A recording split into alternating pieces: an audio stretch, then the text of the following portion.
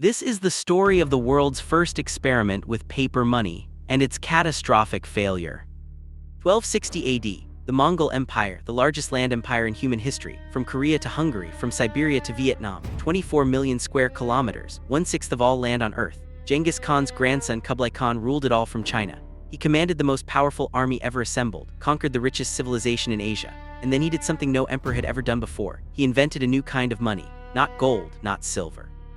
Paper, just paper, with the emperor's seal stamped on it, and he declared by law that this paper was money. Everyone must accept it, everyone must use it. At first it was genius. It revolutionized trade, it made the empire richer than ever imagined. But then Kublai Khan made a mistake. He printed too much. The paper became worthless, prices exploded, the economy collapsed, rebellions erupted, and within a century the Mongol Empire in China was destroyed, not by armies, not by invasion, by paper.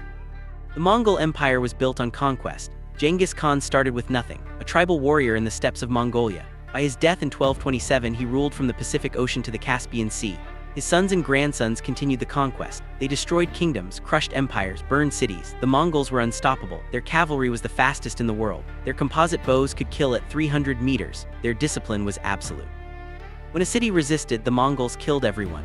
Men, women, children. They made pyramids of skulls as warnings. Surrender or die. Most surrendered. By 1260, Kublai Khan inherited the eastern portion of the empire. This included China, the richest, most advanced civilization in the world. China had 100 million people, more than all of Europe combined. China had gunpowder, printing, porcelain, silk, massive cities, and sophisticated bureaucracy.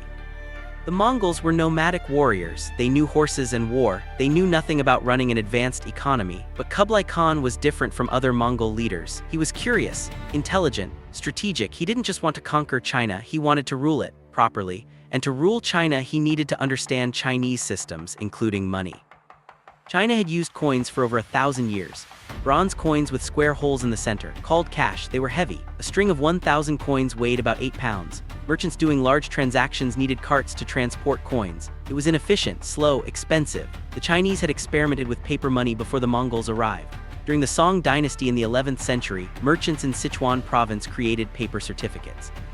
These certificates represented coins held in deposit.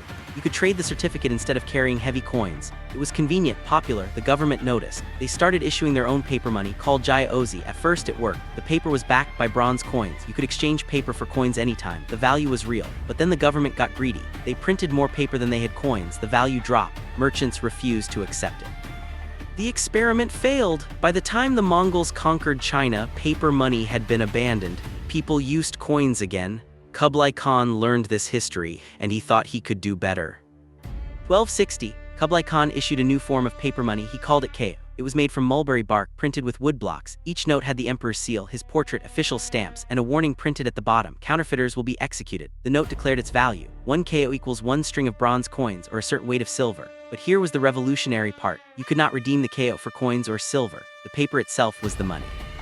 Not backed by anything, just declared valuable by imperial decree. This was fiat currency, the first true fiat currency in history. Kublai Khan's logic was simple. I am the great Khan, ruler of the largest empire on earth. My word is law. If I say this paper is money, it is money. Accept it or die. And people did accept it because they had no choice. The Mongol Empire had absolute power. Refusing imperial currency was treason, punishable by death. Merchants accepted the chao. They used it for trade, and surprisingly it worked. The chao revolutionized the Mongol economy. Suddenly, trade became easier. A merchant no longer needed carts of coins. He carried paper, light, portable, convenient. Trade volume exploded. The Silk Road flourished. Goods flowed from Europe to China, from China to the Middle East. The Mongol Empire collected taxes in chao, paid soldiers in chao, funded construction in chao. The economy boomed. Kublai Khan was thrilled. He had solved the money problem. Better than coins, better than silver. Paper was the future, and for 20 years it was brilliant. Marco Polo, the Venetian merchant, visited China in 1275. He was astonished by the paper money system. He wrote in his journals that the great Khan makes his money out of the bark of trees. He described how everyone accepted it, how the system functioned smoothly. Europeans were amazed. They had never seen anything like it. In Europe, money was gold and silver, precious metals with intrinsic value. The idea that paper could be money seemed like magic, or madness.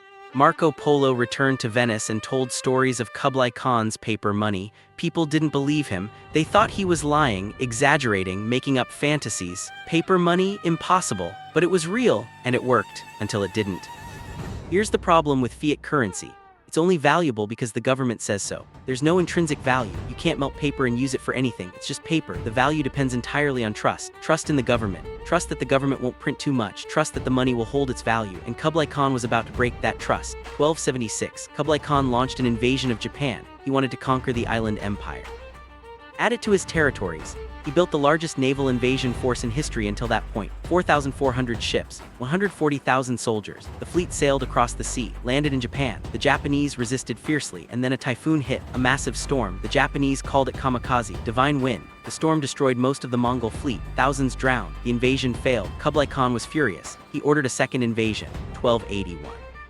Even larger, 4,000 ships, 140,000 soldiers, more money, more resources, more everything. The result? Another typhoon, another disaster.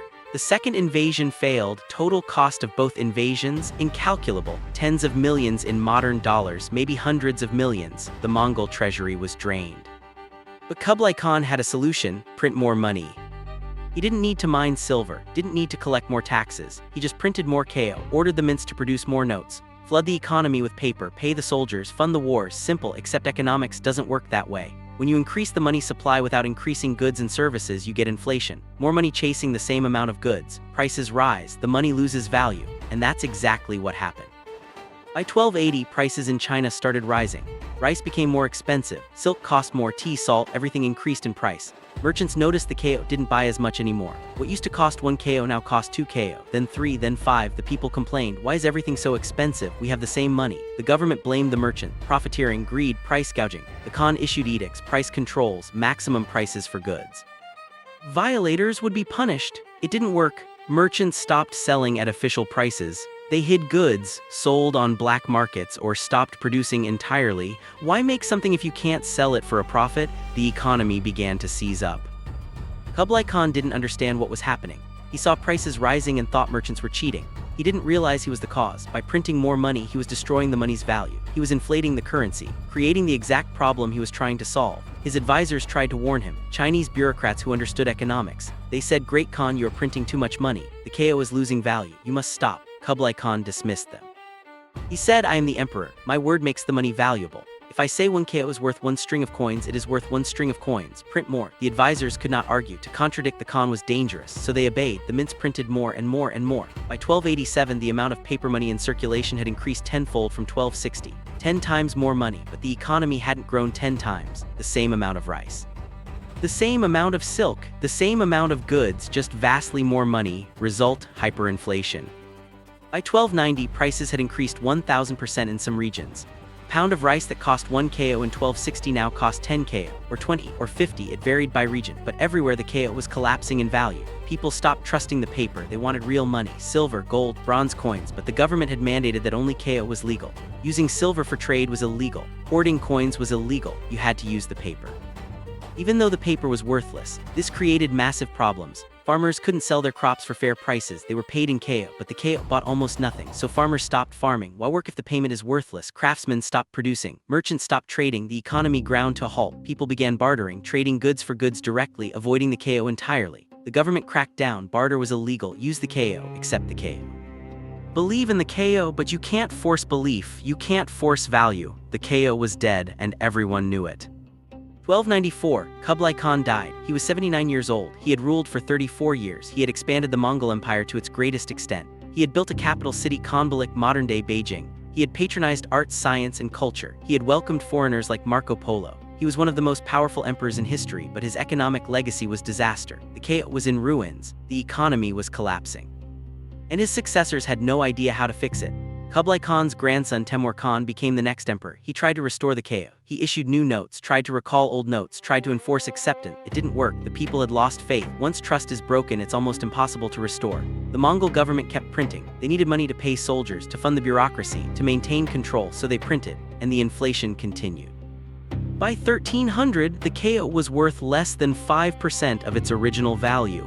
A 95% devaluation in 40 years. That's catastrophic. The economic collapse had political consequences. China was unhappy under Mongol rule. The Mongols were foreigners, conquerors. The Chinese resented them. For decades, Chinese people had tolerated Mongol rule because the economy was stable. Life was decent, trade was good, but now the economy was destroyed, money was worthless, taxes were crushing, and the Mongols kept demanding more. 1320s and 1330s, rebellions started, small at first, local uprisings, bandits.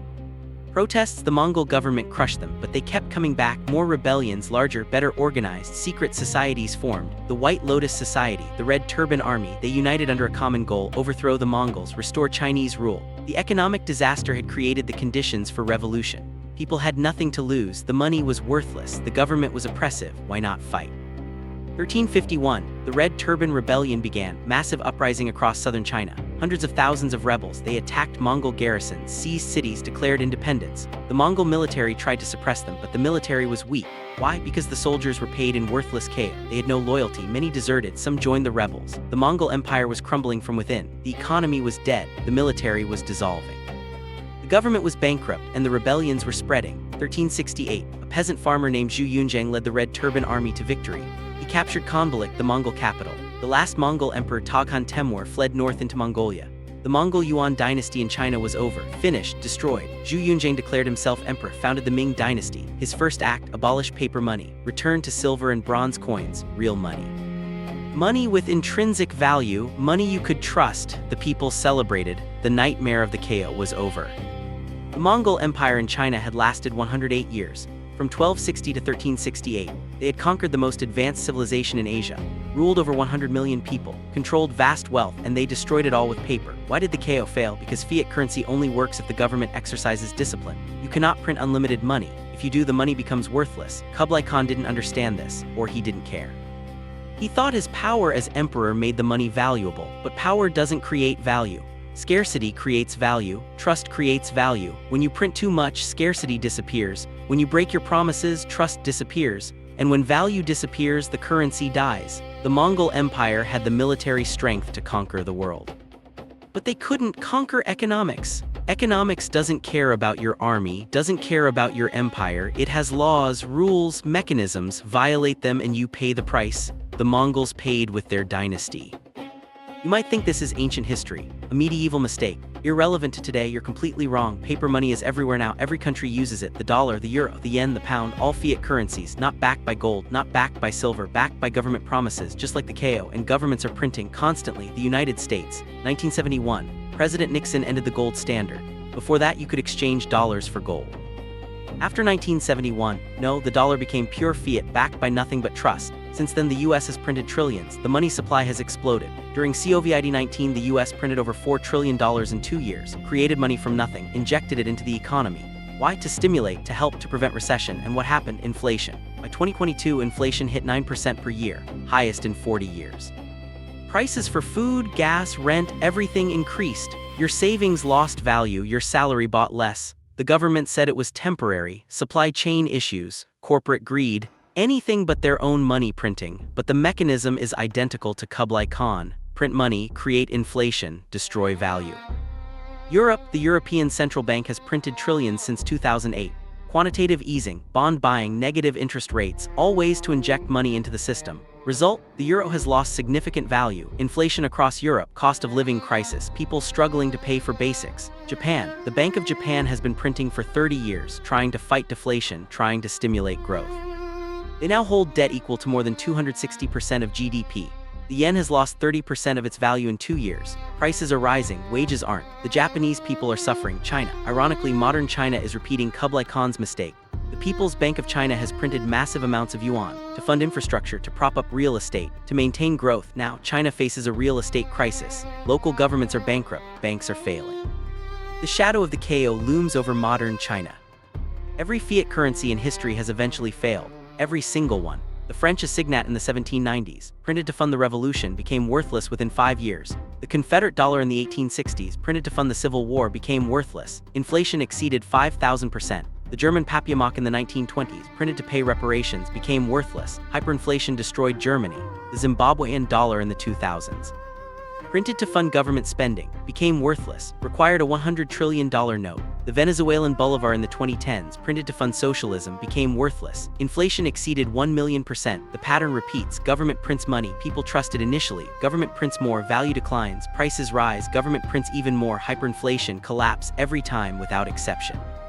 And here's the terrifying part. We're doing it again right now. The US dollar is the world reserve currency. Most international trade is conducted in dollars. Most countries hold dollars as reserves. This gives the US enormous power. They can print dollars and the world absorbs them. Other countries pay the inflation cost, but this only works as long as the world trusts the dollar. The moment that trust breaks, the moment China, Russia, Europe, OPEC stop using dollars, the dollar could collapse. Rapidly, catastrophically, like the KO, and there are signs it's starting. Countries are moving away from the dollar. China and Russia trade in yuan and rubles. OPEC is discussing pricing oil and other currencies. Central banks are buying gold, not dollars, diversifying away from US treasuries. The dollar's dominance is not guaranteed, it's based on trust, and trust is eroding. What happens if the dollar fails? Global economic chaos. America imports everything. Food, electronics, medicine, clothes, we pay with dollars. If the dollar becomes worthless, we can't import. Shelves empty, supply chains break. The American economy, built on consumption, collapses. Interest rates skyrocket. The US government owes $34 trillion. If the dollar collapses, that debt becomes unpayable. Default, government shutdown, military unfunded. Social security stops.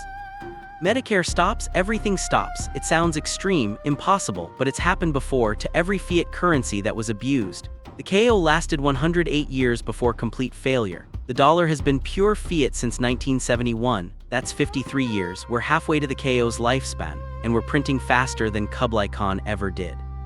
The lesson of the Mongol Empire is brutal and clear. You cannot print prosperity, you cannot decree value. Money is a tool, a medium of exchange. When governments abuse it, when they print without restraint, they destroy it. And when money dies, civilization suffers. The Mongols conquered the world. They were unstoppable warriors, masters of cavalry warfare, brilliant strategists, but they couldn't conquer economics. They tried to print their way to wealth, and they printed their way to collapse.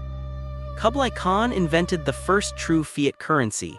It was revolutionary, innovative, brilliant. For 20 years, then it became a disaster. The KO destroyed the Mongol economy, triggered rebellions, ended the dynasty, all because they printed too much, trusted government decree over economic reality.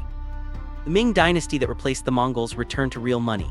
Silver and bronze, they remembered the lesson: don't trust paper, don't trust government promises, trust only what has intrinsic value. For 200 years, the Ming dynasty avoided paper money entirely. They had seen what it does, they knew the danger, but memories fade, lessons are forgotten, and eventually governments always return to the same mistake. Print money, debase currency, destroy value, repeat. We are in that cycle now. Every major country is printing. The money supply grows exponentially. The value declines proportionally. And one day, maybe soon, maybe later, the trust will break. The currencies will collapse. And we'll learn the lesson the Mongols learned 700 years ago. Paper is just paper. Value is real. You can't print wealth. You can only destroy it. The Mongol Empire, the largest land empire in human history, from the Pacific to Eastern Europe, conquered by Genghis Khan, expanded by his heirs, ruled by Kublai Khan at its peak, destroyed not by enemies, not by war, not by invasion, destroyed by paper money, by inflation, by economic ignorance. The KO started as innovation, ended as catastrophe. Kublai Khan thought he could control economics with imperial decree. He learned the hard way: you can't, no one can. The Mongols conquered armies, but economics conquered them. This is cinematic history tales, where empires fall, where economics kills, where history becomes cinema. If you want more stories like this, economic disasters, imperial collapses, and the lessons we refuse to learn, hit subscribe. Because the story of the KO isn't over, it's being rewritten. Right now, with dollars, euros, yuan, every fiat currency on earth. The Mongols had 108 years, we've had 53, the clock is ticking, and history is watching. Next time, why Germans burned cash for heat. The 1923 Weimar hyperinflation that paved the way for Hitler. See you then.